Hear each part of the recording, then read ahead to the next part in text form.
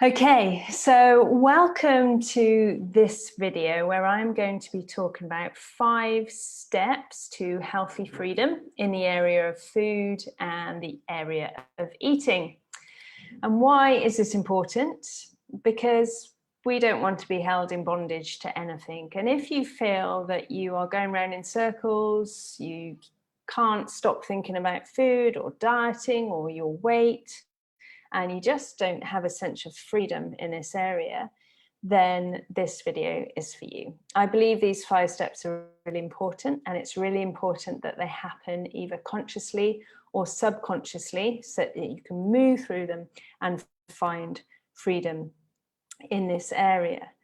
So step one is to believe that it can happen for you and to believe that it's God's desire for you. Because if you don't believe this, then you will stop yourself getting to where you want to go. Mindset is so important.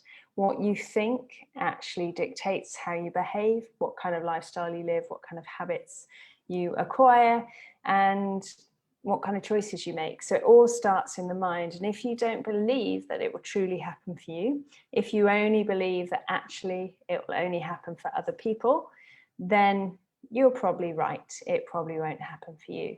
And do you believe that God's desire would be for you to be free in this area? Do you believe that this is one of the things that he died for on the cross, to set us free from bondage in this area? So that's the first step, is to really work on whether you believe it's possible and whether you really believe it's God's desire for you as well.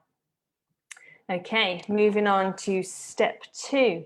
So step 2 is being positive and seeing food in a positive light. So you may have gone through things in your past, various dieting programs, various healthy eating programs, where you've just come out with a bit of a negative feeling about food, where you just don't believe that it's to be enjoyed anymore. You might even see it as a bit of an enemy or something that stops you getting to where you're going. You might have been drip fed these little things that have made you believe that certain foods are bad and certain foods are good.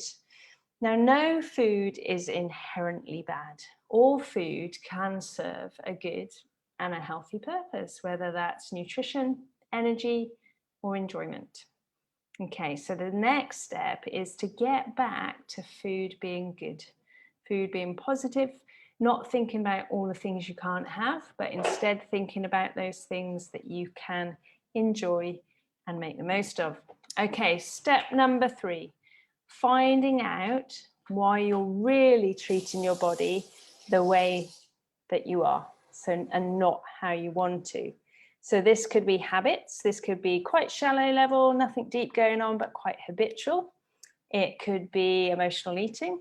It could be self-sabotage, where it's only you that's getting in the way of reaching your own goals. It could be cravings that are more physiological rather than emotional. So it's important to work out what's really going on. Why are you really stopping yourself reaching your goals? Why are you really eating what you really, overall big picture, don't want to be eating? It's fair enough if you do want to be eating these foods. I'm not saying that any foods are good or bad to eat at this point. It's more about if really it doesn't sit right with you and you don't really want to be eating that way. Could I say really anymore? So that's step 3, is to work out what's actually going on and why you're doing it. Is it habitual? Is it emotional eating? Is it self-sabotage? Is it cravings? Okay, and step 4 is having the right mindset. So there's nothing wrong with blips, nothing wrong with mistakes, as it were, as long as they don't hold you in bondage and they're just continuously happening and you're thinking about them all the time and it holds you in bondage, more like an addiction. If they're just occasional blips, things you didn't want to do, then the important thing is that you have a growth mindset and you learn from them. You learn actually what you would have preferred to have done and what you could perhaps do next time to help you that little bit more.